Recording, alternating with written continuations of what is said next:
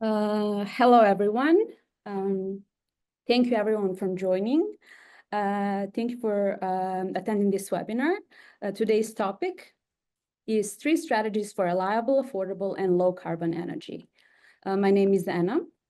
I'm in charge of energy market engagement here at EIP Grid. And with us is also Sylvain, head of projects and sales, and he's joining us all the way from France. Sylvain? Hello, everyone. Nice to meet you all. Happy to be here. Yes, I'm also happy to be your host today. Before we start, let me just quickly guide you through today's agenda. We will start today's presentation with a short introduction to EIP Grid, who we are, energy market trends and challenges. Just to set the ground before he dives deeper into today's main topic, which is 3 strategies for reliable, affordable, and low-carbon energy. Then if those strategies resonate with you and you'd like to work with us, you're also going to get a glimpse of what you can expect. At the end, we will have a Q&A session. So I want to encourage everyone to ask questions throughout the webinar, whether it's something that you're curious about from the presentation or something that we haven't covered yet. Okay, so without further ado, we can jump right into it. EIP Grid is a community energy service provider. We started in 2014. At the time, we were demand response management service provider. However, over the years, we grew, our expertise grew, our technology evolved, and we managed to expand our offering into energy trading, microgrid, virtual power plant, smart home, and much more. Which brings us to what we're doing today, which is community energy management globally. EIP in EIP Grid stands for Energy is Played. That is something like our philosophy. It stands at the core of our business. We want to equip various energy market players with the right space, tools, and services so that they can play with their own energy resources, their own strategies, in order to maximize their goals. So regardless of what energy resource you have or what kind of solution you want to achieve, we give you all the right tools that fit any market demands and any client requirement. That's why for our customers who only want some energy market insights and forecasts, we have data services for that. Then if some of our customers who only have one or several energy resources, we also have monitoring control of DERs. And then we also have applications and solutions for demand side management and DNO, distribution network operators. And you can wonder how we can cover the entire market like that. Well, we can do that because we are working with various battery providers, power generators, and utilities all around the world. Together, we have left quite an impact on the battery, solar energy, and demand response domain. Our huge network of partners and clients consists of both private sector and public sector, and together we are making energy as a service and community energy a possibility. So now Sylvain will take over and talk about energy market trends around the world. Yeah, thanks a lot, Anna. And so before we cover the 3 strategies that are today's main topic, I want to set the stage and I'd say quickly have a check over the current trends on the energy markets globally. So if we go to the next slide, we will see that I'd say, most prominent trends right now are what I call the 3Ds. So this is how they're set. The first D is the trend towards decarbonization, which is basically the shift away from fossil fuel-based power to clean or low CO2 power and the electrification of everything. This is being done in a decentralized way. So clean energy assets are being built not centralized, but very distributed. So think small scale rooftop solar or battery storage. Everything or a lot of things are happening behind the meter. So instead of being super centralized, it's now decentralized, which is then opening the way to the emergence of prosumer business models. So more and more we're seeing people owning their own means of electricity generation and supply. And this is only being possible through digitization, because decarbonization is being done in a decentralized manner. Then we need new ways to, monitor what goes on, keep an eye on the weather pattern, because new production means are weather dependent, and more generally, we need a lot of AI and intelligence to, let's say, co-optimize and orchestrate everything. And so on the next slide, we will see that a different view of that. And basically what I just described is the moving from a carbon-based centralized system that used to rely on large capacity dispatchable power plants, such as coal or natural gas fired power plants, with relatively low complexity of operation, and most of the time a scheme where a monopolistic utility would dominate. So we're moving away from that system to a more decentralized, low carbon system. So we now will have low carbon, more variable generation in capacities that are different from one place to another, with storage in addition to, I'd say, renewable-based generation. And because the generation now is more variable and weather dependent, then the complexity of matching load and generation becomes higher. But this is an opportunity to give control back to the users, because they will now own the means of electricity generation.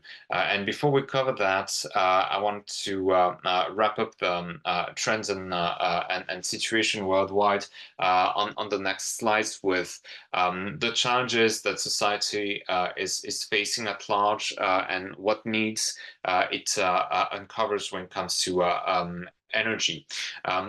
So we know that because of the rise of AI, the rise of e-mobility, the electrification of industry, of buildings, load is growing sharply in every corner of the world, which is something new. And this is happening in conjunction with more and more frequent and violent extreme weather events. All the while, geopolitical tensions are rising, which is driving a number of challenges. The first of which is the costs of fuel, of infrastructure, and of electricity. And because the load is growing and the supply of the infrastructure is not really following at the same pace, additional to the challenges I just mentioned, electricity users are also faced with bottleneck situations, which put energy stability at stake and make energy security more and more of a challenge. So our answer to this, or the needs that it creates, are more production, more productivity.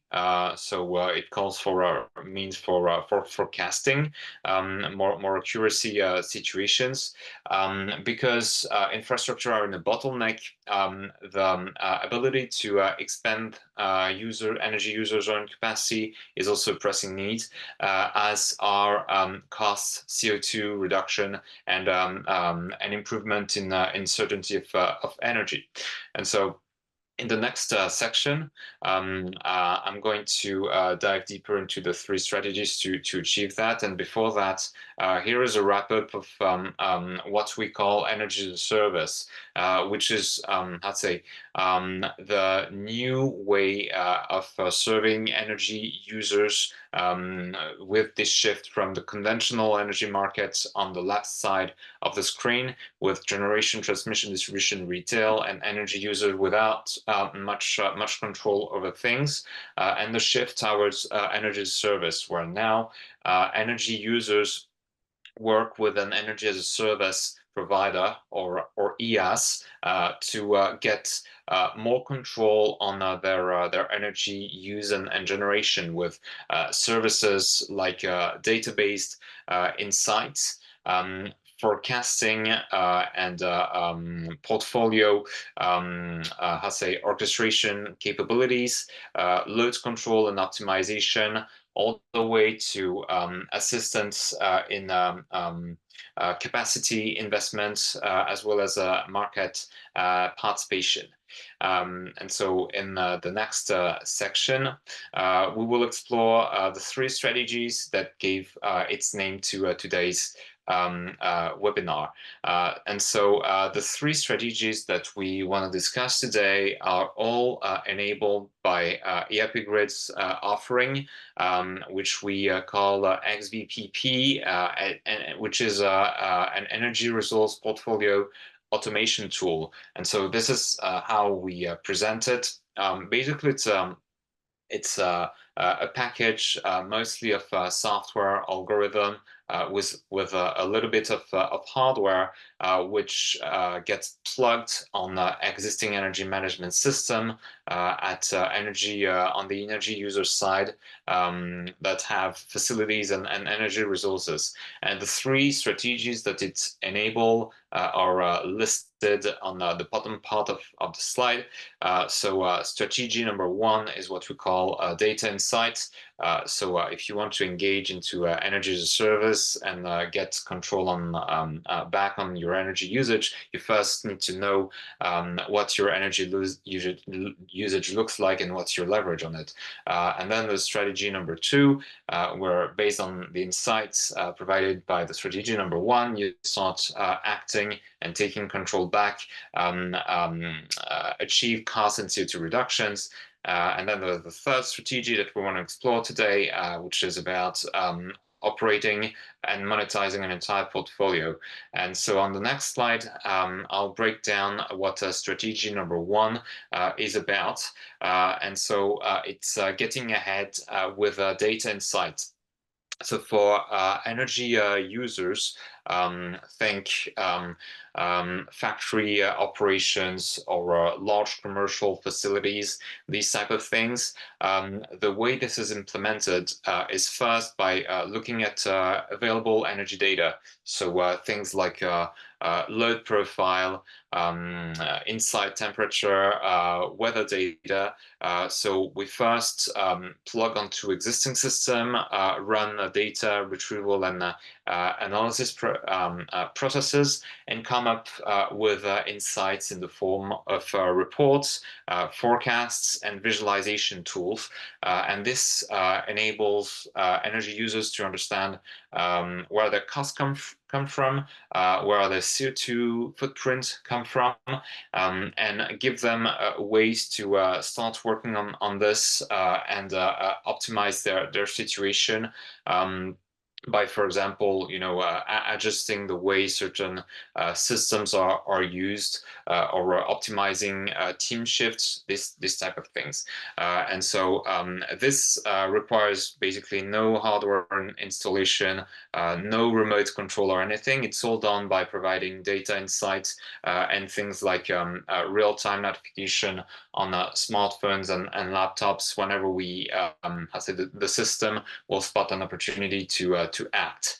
And so the second strategy, which is on the next slide, is what comes after that. So once an energy user have a solid understanding of their energy use profile and ways to optimize it, then the system will use in-house developed algorithm to, determine or generate new load profiles. So what we call a new load profile is, for example, let's imagine a paper factory or a chemical factory. The energy usage is going to look a certain way day over day, and there are places where energy usage will not be fully optimized. So machinery is being turned on at the wrong time, or being operated when there is no need to do so. And so the system will be able to analyze these inefficiencies correct them, and generate a new load profile that's usually smoother and better in terms of cost and CO2. And so the system, after generating that new load profile, will suggest it to the user and send, signals to adjust energy usage in nearly real time. So we can go down to a time granularity of 10 minutes, which means that the user can receive, notifications and messages every 10 minutes to adjust energy use. And so this is, the next step to do load optimization. And after that, when we start getting results, what we strongly suggest to energy users is to fully automate the process. So what I described so far was a process that was relatively manual. So, load and energy usage would not be, remotely controlled so far, but we have the possibility and the know-how to fully automate things. So instead of sending just messages asking people to act, we can deploy automated load control devices on site, so that this logic that I described becomes fully automated, and people just have to monitor what goes on, which is a cost saver in terms of man hour, and which is more efficient simply in terms of operational efficiency. And so once that is done, the next step will be to simulate resource portfolio. Let's put it that way. Once a facility operator has a fully optimized load profile, then the step after that will be to look at investing into their own energy resources to gain what we call energy self-sufficiency. And so, because the service I just described relies on AI and big data, we have the means to, generate suggestions for capacity investments based on the business logic. So again, let's imagine a facility like a large hospital or a university campus. By understanding the energy needs of the user, the system will be able to suggest investments in on-premise distributed energy resources like solar PV, battery storage, maybe hydrogen, who knows whatever makes sense. And so the system will suggest the right size of capacity, the right type of investment based on the best return on investment possible, and will guide the user through that process to deploy generation or storage means on premise. And once that is done, the following step will be to engage in, a co-optimized or orchestration strategy. So we will not just be, optimizing the energy usage, but matching it with local generation, for example, rooftop PV, or availability of storage on site. And based on the capacity that's available, based on the way things go, there may be opportunity for market participation, like price arbitrage, peak demand response, depending on where the user is geographically and what's the jurisdiction. Well, we have also that covered because we have over 10 years of accumulated experience in market participation. So that's as far as where we can go in this strategy number 3. Now, we'll move to the next section on working with us, EIP Grid, and what to expect. And so this is our typical deployment process for the energy as a service framework that I just described. So before, deploying that service with our customers, we need to start with an energy audit. So basically, we need to understand what the situation is at the customer side. So this process, once we have data in our hands takes about 2 weeks. So it's pretty straightforward. And once we have a good understanding of the situation, then we'll need 2 to 4 weeks to start planning for a service deployment. And then installation phase takes about 2 weeks. It's mostly about setting up accounts, cloud infrastructure, and so on and so forth, and then we can get started. And usually there is a ramp up and operation phase that takes anywhere between 3 to 6 months so far, starting with data insight, and then engaging in load optimization, full automation, and then following up the performance. And once we're high in the gears, then the following step is to look at DER investment plans. And so on the next slide, this is basically how it works when it comes to deploying our energy saver service. So at this point, you may be curious of the cost involved for the customer, where it's pretty simple. The cost is zero as far as it goes for energy savings, and the way we achieve that is basically the service gets deployed. We start, enabling savings on the electricity bill of a customer, and the way we make money is we split the savings, usually 50-50, but we can be flexible on that. And so the customers, they just need to have one person who we can talk with to get our hands on the data that we need, and then implement the service. And from there on, it's really going to be a win-win situation where the customer achieves bill savings, share them with us, and everything is really super smooth and easy. And so on the next slide, there's basically it's a quick recap of the value for money for a customer. But there is no hardware hurdle really, I'd say, involved, because the solution comes bundled with IoT gateway devices when they're needed. They're not, I'd say, always a necessity. We can operate without additional hardware if there are already systems on premise. The lead time is pretty, I'd say, short, so it's 6 to 8 weeks typically, and because the reduction in energy cost is quite substantial, 10 to 15%, usually the return on investment is pretty strong and guaranteed.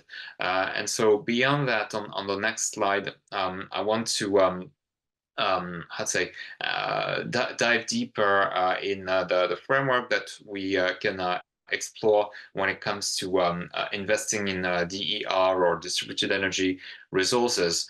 And basically, the logic is going to be the same.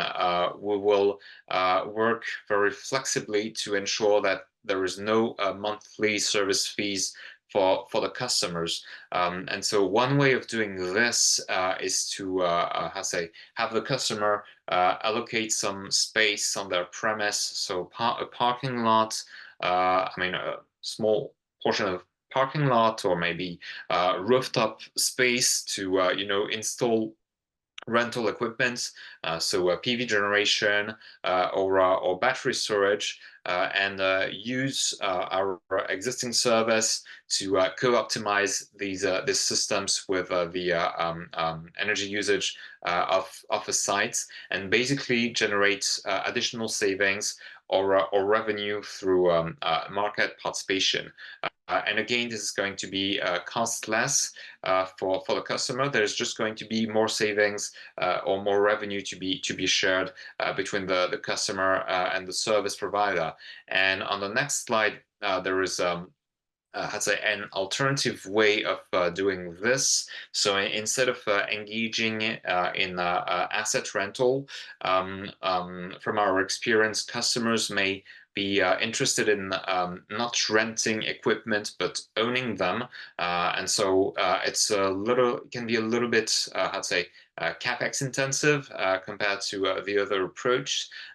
Well, if that is the case, then we have this framework available where we co-invest in energy assets with the customer. So we co-own the battery storage or the PV capacity, and let's say, operate them, and again share or split the profit that are derived from energy savings or market participation. But the difference is we own, let's say, the asset. So there's a payback period on the asset, and when we're past the break-even point, which is usually 24 months maximum, then the excess cash remains in our hands. And so by that, we have achieved all three, I'd say, goals that we highlighted in the beginning.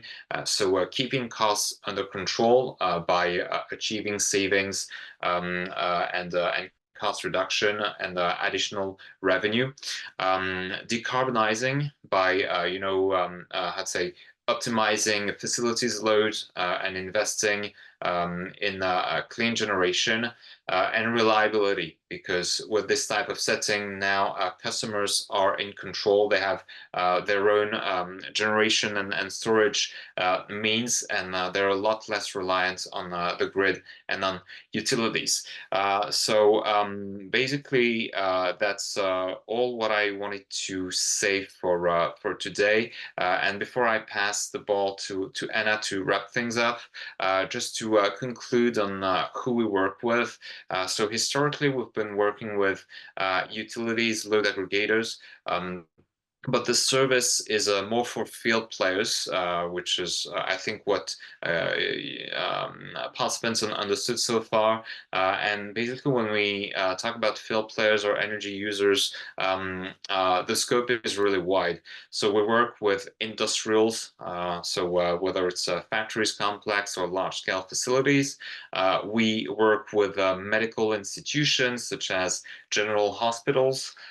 We work with I'd say, operators from the commercial sector, so hotels, shopping malls, department stores, so on and so forth. Infrastructures are something that we don't neglect at all. So airports are folks we work with, as can be ports or even train stations. And last but not least, education. So university campuses, typically, which sometimes even are eager to engage in experimenting and doing R&D with us, because they're really at the core of innovation in today's societies. So that's about it for me. Anna, I'll let you wrap things up, and then we can go on with questions and answers. Yes, thank you, Sylvan. As my coworker did a beautiful presentation, I just want to wrap up and to say that everything that all of those three strategies that he introduced, they are all achievable with our current main offering, which is Amadeus platform, already being used in many places. It's all-in-one platform, and it can support you for every stage of your energy business journey. So whether you just want to manage your energy bills, maybe you just want to do some basic analytics and forecasting, or you want to upgrade your service and do some advanced analytics and control, we got you covered. That being said, we have reached Q&A session. Sylvan, do you want to take lead on that? Yeah, sure. Thanks a lot, Anna. I'm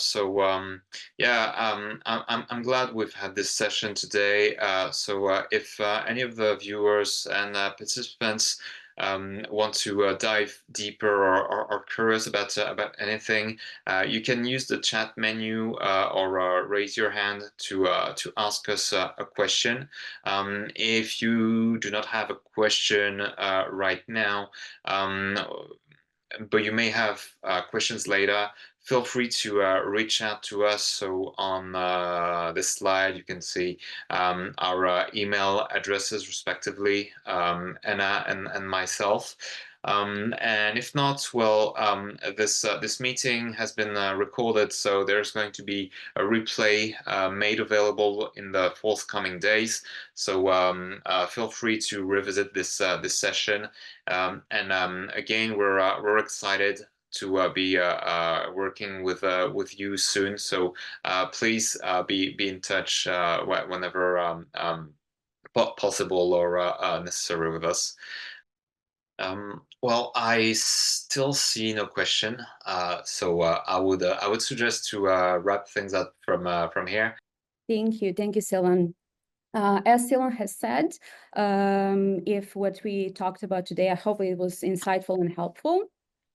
If it resonated with you and you want to work with us, you can also request a demonstration or one-on-one meeting with us. You can reach us via email or social media. And yes, I'd like to invite you to stay tuned for more conversations, and we hope to see you in the next video. Thank you, everyone, for joining, and have a beautiful day.